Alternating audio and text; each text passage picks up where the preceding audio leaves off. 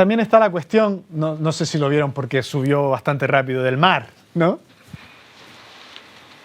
En Génesis 1, bueno, déjenme leérselo. Les veo esas caras confusas. En el principio creó Dios los cielos y la tierra estaba desordenada y vacía. Y las tinieblas estaban sobre la faz del abismo y el Espíritu de Dios se movía sobre la faz de las aguas. Es como que Dios creó de un mar. Y mar en el antiguo mundo representaba este lugar de desorden, de caos. El mar era un lugar que el antiguo,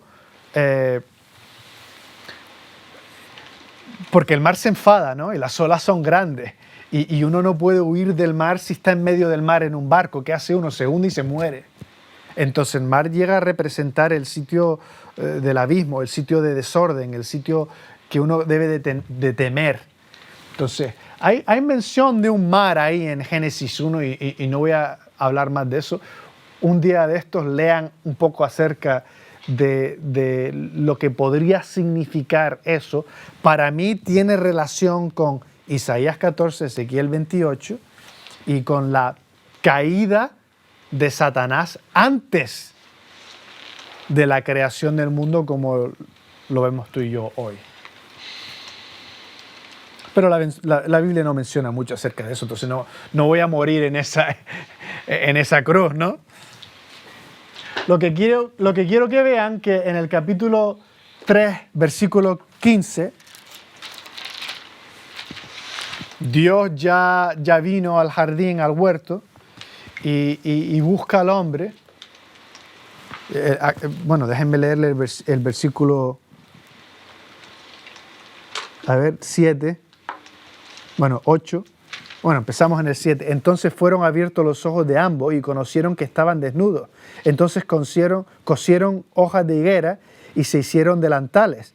Y oyeron la voz de Jehová Dios que se paseaba en el huerto al aire del día, y el hombre y su mujer se escondieron de la presencia de Jehová Dios entre los árboles del huerto. Mas Jehová Dios llamó al hombre y le dijo, ¿dónde estás? Dios sabe dónde está. Él sabe dónde está. Le está dando una oportunidad de acercarse, de confesar, ¿no? Y bueno, él les menciona, ya saben la historia, que hicieron, no, que fue ella. Más bien la excusa de Adán, no fue ella. Y ella, no, pero fue la serpiente. Y claro, lo que está diciendo Adán es, esa mujer que me diste tú fue la causa del problema. Y la mujer está diciendo, bueno, esa serpiente que permitiste tú entrar en el jardín fue el problema. Pero cuando llegamos al versículo 15, Dios ya no le está hablando a Adán y a Eva, Dios le está hablando a la serpiente. Y miren lo que le dice a la serpiente. Tienen que darse cuenta, Dios le está declarando su intención acerca del resto de la historia del mundo a su enemigo. Así es como van a ir las cosas, señor enemigo. Versículo 15, bueno, lo tenéis ahí. Y pondré enemistad entre ti, serpiente, enemigo, y la mujer. Y entre tu simiente y la simiente suya o de ella, esta la herirá en la cabeza y tú le herirás en el calcañar, el tobillo. Y ahí los teólogos de la historia han dicho que tenemos como el primer rayo de luz del Evangelio. Que el resto de la historia del mundo va a ir por una trayectoria que la mujer va a tener descendientes, que van a estar en enemistad con los descendientes del diablo. Pero un día va a llegar un descendiente de la mujer que, aunque el diablo lo va a lesionar, este descendiente le va a destrozar al diablo. Bueno, vemos el Evangelio muy claramente, está en semilla, ¿no? Es en semilla. Pero cuando lees el resto de la Biblia y llegas al Nuevo Testamento, sabemos, por medio de Pablo, por medio de los Evangelios, que Jesús es el descendiente de la mujer que aunque es rechazado y crucificado por medio de los descendientes del diablo, Él es el que es victorioso. Él es el que destroza la intrusión de la maldad por medio de la mujer y el hombre a causa de la tentación del diablo en el mundo, ¿no? Versículo muy importante. El desarrollo de esta declaración de intención. Esto no es una promesa. Él no le está prometiendo nada a la serpiente. Yo no sé si Adán y Eva están escuchando. Le está declarando su intención. No vas a ganar en mi mundo. No vas a ganar. Voy a recibir gloria. Porque soy un Dios de gloria. Soy el que más peso tiene por aquí. Y vas ganando 1-0. Pero no va a acabar con el 1-0, si me permiten usar la ilustración del fútbol. Cuando se desarrollan progresivamente las escrituras, Dios se va progresivamente revelando más, ¿no? De su ser, de su plan. Llegamos a la vida de Abraham en los capítulos 12 al 22, aunque muere un poco más tarde, pero el enfoque sobre su vida es en 12 al 22. Vemos que Dios trae a un hombre que desciende de la mujer, ¿no? Abraham. Y Dios entra en un pacto con Abraham. Y el pacto, en mi opinión, en la opinión de los que estamos por aquí, es incondicional. Recuerden que en Génesis 15, Abraham duerme cuando Dios ratifica el pacto que hizo con Abraham. Recuerdan que Abraham tuvo que cortar los animales en medio y crear como un camino. Pero Dios hizo que Abraham se durmiese.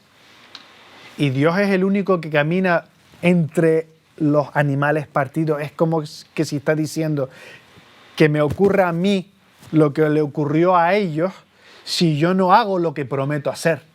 Incondicional. ¿Y qué es la promesa de Dios por medio de Abraham? Hay varias fases, hay varias partes. Hay promesas personales para Abraham, hay promesas nacionales para los descendientes de Abraham, Israel, pero también hay una promesa universal, ¿no? Vayan al capítulo 12. Quiero que lo vean con sus propios ojos, por si acaso por si no me creen. Pero Jehová había dicho a Abraham: vete de tu tierra y de tu parentela y de la casa de tu padre a la tierra que te mostraré, y haré de ti una gran nación, y te bendeciré y engrandeceré tu nombre y serás bendición. Promesas personales para Abraham. Bendeciré a los que te bendijeren y a los que te maldijeren, maldeciré. Y serán benditas en ti todas las familias de la tierra. Promesa universal. Y serán benditas en ti, Abraham, todas las familias de las tierras. O sea, todas las naciones del mundo van a ser bendecidos por medio de Abraham. Pero Abraham murió. Y la bendición a todas las familias del mundo no vinieron por medio de Abraham. Pero Abraham era un descendiente de la mujer. Y la mujer tiene más descendientes por medio de Abraham. Lo que quiero que me entendáis, no sé si me están siguiendo, el plan de Dios es derribar, destruir, deshacer de su mundo lo que entró la maldad. Su declaración es de hacerlo por medio de un ser humano, un hijo de la mujer, de Eva. Sabemos que no era Abel murió. Sabemos que no era Set murió. Y si leen la genealogía en Génesis 5, todos mueren, incluso los buenos. Llegamos a Abraham y sabemos que ese descendiente que va a bendecir a las naciones y destrozar el trabajo del diablo en el mundo va a ser un descendiente de Abraham. O sea, va a ser un judío. No va a ser un descendiente de los otros hijos de Noé, ¿no? Va a ser un judío, va a ser por medio de Abraham. Claro, en la revelación progresiva de la historia de las Escrituras, vemos que Dios le otorga a Abraham una gran nación. Es que el problema de Abraham en su historia es que no puedo tener un niño. Es que tengo la promesa de Dios que mi descendiente va a ser el descendiente de la mujer, pero es que no tengo mi niño, ¿no? Mi mujer es anciana, yo soy anciano. Él intenta arreglarlo, ¿no?, por medio de su esclava, pero Dios dice, no, Ismael no es mi elegido. Tiene que ser por Isaac, pero Isaac muere. Y tiene a Jacob, pero Jacob muere. Y Jacob tiene a 12. Y no son buenos. Y acaban en Egipto. Y resulta que después de cientos de años son miles, millones. Y Dios llama a este pueblo descendiente de Abraham para que se encuentren con él en el desierto. Y les invita. En el monte Sinaí, se recuerdan en Éxodo 19 y 20, les dice, ¿ustedes queréis ser mi nación de sacerdotes en el mundo? Y ellos dicen sí. Pues si van a ser mis representantes en el mundo, tenemos que entrar en un pacto.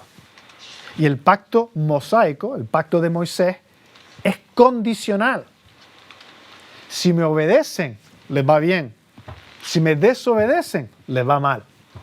Pero lo que quiero que hagáis es que entréis al mundo, empezando en la tierra que les voy a dar, y sean una nación de sacerdotes. ¿Qué es lo que hace un sacerdote? Un sacerdote representa a una persona ante Dios y les invita a ser una nación de sacerdotes, un reino, un pueblo que va a ser la voz del mensaje de Dios en el mundo. Pero ellos fracasan.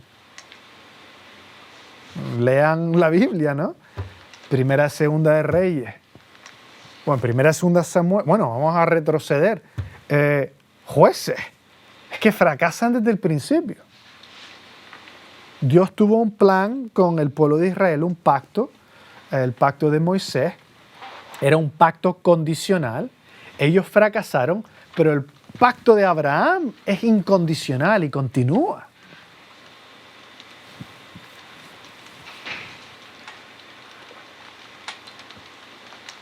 Durante la etapa del pacto de Moisés, cuando el pueblo de Dios ya está fracasando, Dios revela un poquito más acerca del descendiente de Abraham, que es el descendiente de la mujer. Lo que nos revela es que va a ser un rey. Y va a ser un rey como David, de la línea de David, y que va a ser rey sobre un reinado eterno. Y pueden leer esto en 2 Samuel 7. También en esa etapa de fracaso del pueblo de Israel como los representantes de Dios en el mundo, Dios introduce la promesa de otro pacto, el nuevo pacto, Jeremías, que va a ser ratificado por el Señor Jesucristo. Entonces, cuando llegamos al Señor Jesucristo, si van a Mateo 1, es interesante que Mateo 1 empieza con un versículo, una frase muy simple pero poderosa. Libro de la genealogía de Jesucristo, hijo de David, hijo de Abraham. Es que acaba de llegar al mundo un individuo que es hijo de David, el que va a tener un reino y un reinado eterno, que también es hijo de Abraham, el que va a traer bendición universal a todas las familias de la tierra, que es hijo de la mujer, Génesis 3:15, entonces candidato para ser el que va a herir la cabeza y destrozar la intrusión de la maldad en el mundo que creó Dios. Le estoy dando la vista panorámica. ¿Se acuerdan de El laberinto? Es que uno se puede perder si no entiende la vista, si no se sube a la plataforma para ver el plan del laberinto. Si no, uno se pierde. Le estoy dando el plan más bien panorámico. Nosotros lo conocemos como Jesucristo. Claro, su nombre es Jesús, Cristo es el título. Él es hombre, pero sabemos que es Dios. Dios se introduce en la humanidad para deshacer en el campo de batalla lo que corrompió el pecado. No sé si me están entendiendo en porque hablé un poco rápido. El diablo supo que para distorsionar la gloria de Dios lo tuvo que hacer, ¿dónde? En el ser humano. Porque el ser humano es el único que lleva la semejanza y la imagen de Dios. Y el ser humano es el único que puede reflejar la gloria de Dios climáticamente, como el pez no puede hacer, como el árbol no puede hacer. Entonces Satanás, claro, fue directo hacia el campo de batalla, y el campo de batalla no es un campo, es el ser humano. Dios se introduce en la humanidad como ser humano y como Dios para deshacer en el ser humano el desafío de Satanás y del pecado y de la maldad. Es que el plan de Dios, Dios si va a mantener su integridad tiene que ser hombre.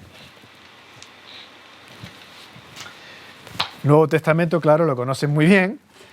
Leemos la historia de su primer advenimiento, su muerte en la cruz, su resurrección, su ascensión. Pero el Nuevo Testamento no termina con los evangelios, sigue. Hechos de los Apóstoles, Romanos, 1 y 2 Corintios. Lo que nace es otro pueblo. Bajo un pacto con Dios, no el pacto de Moisés, el nuevo pacto. Y este pueblo no es un pueblo que el criterio es ser judío. Este pueblo puede ser de todas las naciones. Y todos son incluidos, pero tienen que entrar, como dijo Dios, fe en Jesucristo. Es que si uno no entra en el plan de Dios por medio del plan de Dios, uno no está dentro. Y en el libro de los Hechos y en las cartas de Pablo y los demás, leemos acerca del nacer de una nueva humanidad, dice Pablo en Efesios 2. De un nuevo Adán bajo otro representante, el segundo o el último Adán, Jesucristo. Y ese pueblo, la iglesia, va a representarle a Dios en las naciones. Van a ser la luz del mundo, la sal de la tierra. Van a asegurarse de que el mundo entienda que hay un Dios glorioso y santo que les invita a una relación, a un caminar, a un andar con Él, que fue su diseño desde el principio.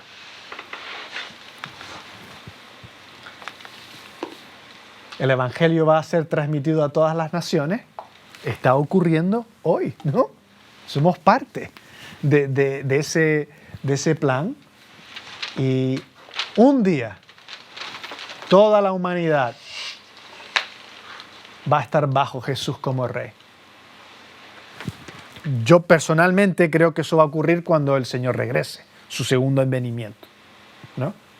Y no vamos a hablar de escatología en esta clase, pero incluso si nos acercamos a Filipenses 2, ¿recuerdan en Filipenses 2, versículos 5 al 11, le decimos el pasaje del kenosis, ¿no?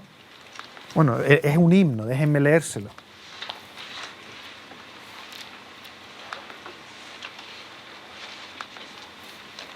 Filipenses 2. Haya pues en vosotros este sentir que hubo también en Cristo Jesús. Versículo 6.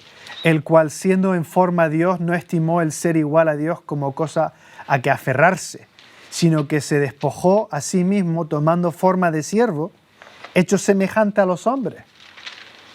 Y estando en la condición de hombre, se humilló a sí mismo, haciéndose obediente hasta la muerte y muerte en la cruz. Versículo 9. Por lo cual Dios también le exaltó hasta lo sumo y le dio un nombre que es sobre todo nombre, para que en el nombre de Jesús se doble toda rodilla de los que están en los cielos y en la tierra y debajo de la tierra. Y toda lengua confiese que Jesucristo es el Señor para gloria del Dios Padre. Lo que quiero que sepan es que un día todo ser humano va a reconocer que Jesús, el que rechazaron, es Dios. Y se van a arrodillar ante Él y van a confesar que no hay nadie supremo a Él. Para algunos eso va a ser demasiado tarde para ser salvos, pero lo van a reconocer. Nosotros que estamos en Cristo, lo estamos haciendo figurativamente ya, ¿no? Ya nos estamos arrodillando y confesándole como Dios de nuestras vidas. Toda la humanidad va a reconocer que Jesús es el Hijo de David, el Hijo de Abraham, el Hijo de la mujer, que Dios declaró que iba a arreglar el problema del pecado en el mundo, que es un problema de la santidad de Dios, que es un problema de la gloria de Dios. Entonces, vamos a los últimos capítulos de la Biblia. Los únicos 4 capítulos en la Biblia donde todo va bien son los primeros 2 y los últimos 2. Es que empezamos bien, acabamos bien y todo en el centro está mal. Pero el Señor lo redime. En el capítulo 21 y 22, miren los paralelos que ven en lo que surge en capítulo 21 y 22 de Apocalipsis con Génesis 1 y 2. Es que hay perfección y hay mención de ríos, y hay mención de árbol de la vida, y hay mención del hombre gobernando con Dios bajo el Dios hombre Jesucristo. Y hay ángeles, y no hay maldición, y hay alabanza, hay shalom, armonía. Regresamos a como tenía que haber sido. Precioso, ¿no? Y también hay mención de que no hay mar. Interesante. No hay mar. Y claro, eso nos hace también cuestionar qué es lo que está ocurriendo en Génesis 1 y 2, especialmente 2, con el Espíritu Santo sobre el mar, o las aguas del mar. Es que a mí me gusta el mar, yo me crié en una isla, recuerden. Esto no está hablando de un mar, esto está hablando de lo que representaba el mar, el caos, el temor, el lugar donde uno muere. Ya no hay mar. Y no hay oposición.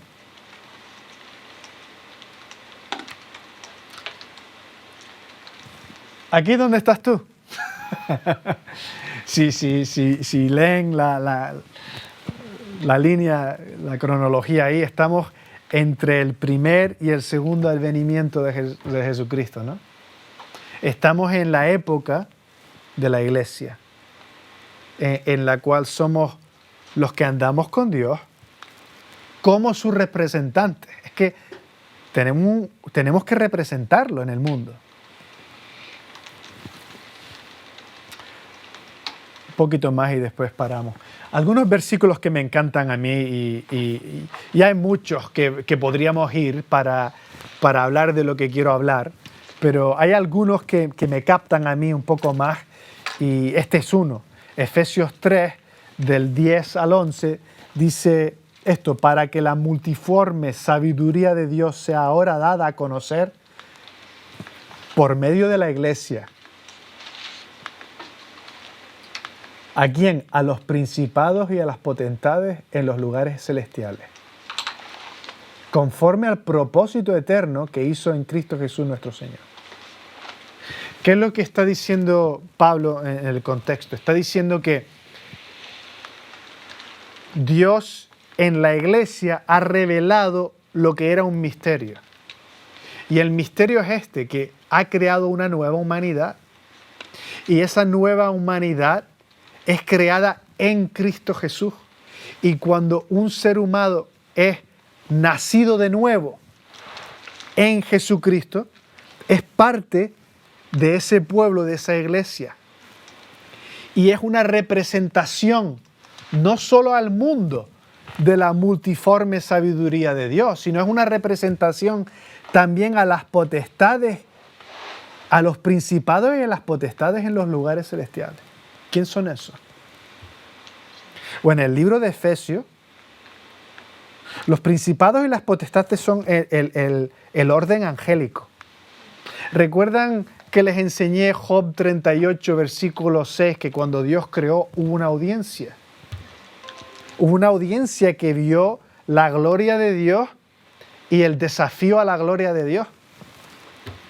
Esa misma audiencia también va a ver lo que ha hecho Dios cuando entró el pecado en el mundo. En el libro de Efesios, los principados y las potestades específicamente son el diablo y sus demonios. No solo los ángeles en general, sino una clase de ángeles, el diablo y sus demonios. Ellos, al ver a la iglesia redimida, ven la sabiduría y la grandeza de Dios. Si funcionamos como tenemos que funcionar. Es uno de esos versículos preciosos que nos ayuda a entender el plan de Dios en una forma más específica que otros lados, ¿no? Otro versículo para que vean la gran comisión, ¿no? Entonces tenemos que ir y hacer discípulos a todas las naciones. Somos sus representantes. Y cuando las naciones se someten al Señor Jesús, colectivamente expresamos su grandeza. Y los principados y las potestades, yo creo que hacen algo como, no vamos a ganar. El 1-0 cambió. Ya no es ni 1-1. Vamos a perder. Es que perdemos. Otro, Hechos 1:8, muy conocido. Seréis mis testigos tanto en Jerusalén como en toda Judea y Samaria hasta los fines de la tierra.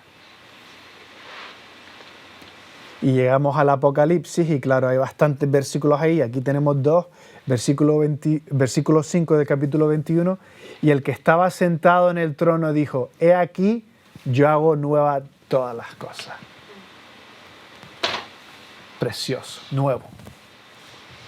Un mundo en donde todo funciona en la armonía diseñado por el Creador sin pecado. Yo quiero vivir en ese mundo. Es que a mí me gusta tomar el sol y me gusta beber y me gusta comer y me gusta estar con ustedes. Y el mundo que viene va a ser terrenal. Vamos a tener cuerpos, vamos a poder beber algo, comer de un árbol, estar juntos y con Dios. Precioso. Un versículo que siempre me da bastante risa. Juan es el que recibe las revelaciones de Apocalipsis, ¿no? Y cuando ve lo que ve, es que se postra a adorar. Es que eso es lo que tiene que hacer uno cuando ve lo que ve. Cuando está en la presencia de Dios, se postra a adorarle, ¿no? Como hizo Isaías, como hacen los que entran a la presencia de Dios. Pero claro, Juan se postra ante el ángel que le está enseñando y el ángel dice, no, a mí no me adores, adora a Dios. Adora a Dios. Él es el que se lo merece. Él es el único que tiene importancia y peso y gloria en el mundo y en su creación. Él es el único al que le tienes que otorgar gloria, peso, importancia. Somete tu adoración a Él, no a mí. Yo solo soy un ángel. Pero yo entiendo por qué Juan se confundió un poco, ¿no? Bueno, uno más. Romanos 11, 33 al 36. Oh, profundidad de las riquezas, de la sabiduría y de la ciencia de Dios. Cuán insondables son sus juicios e inescrutables sus caminos. Porque ¿quién entendió la mente del Señor? ¿O quién fue su consejero? ¿O quién le dio a Él primero para que le fuese recompensado? Porque de Él y por Él y para Él son todas las cosas. A Él sea la gloria por los siglos. Amén. Precioso. Hay un compositor, lo conocen, Bach, Johann Sebastian Bach. Era un compositor en el siglo XVIII, nació en el XVII, pero vivió sus años adultos en el siglo XVIII. Y es considerado uno de los mejores compositores de la historia, ¿no? Algunos le mencionan como el escritor del quinto evangelio. Sabéis que hay 4 evangelios, no hay 5. Pero es que su música es tan preciosa que te eleva a un entendimiento y una adoración de Dios que es como que si fuese otro evangelio. Lo llamaban el autor del quinto evangelio. Y él siempre marcaba sus composiciones con las letras S, D, G. S, D, G. Soli Deo Gloria. Solo para la gloria de Dios. Él entendía que su existencia, su diseño de Dios como compositor era para ofrecerle todo su ser y para que Dios recibiera gloria por todo lo que él escribiera en cuanto a la música.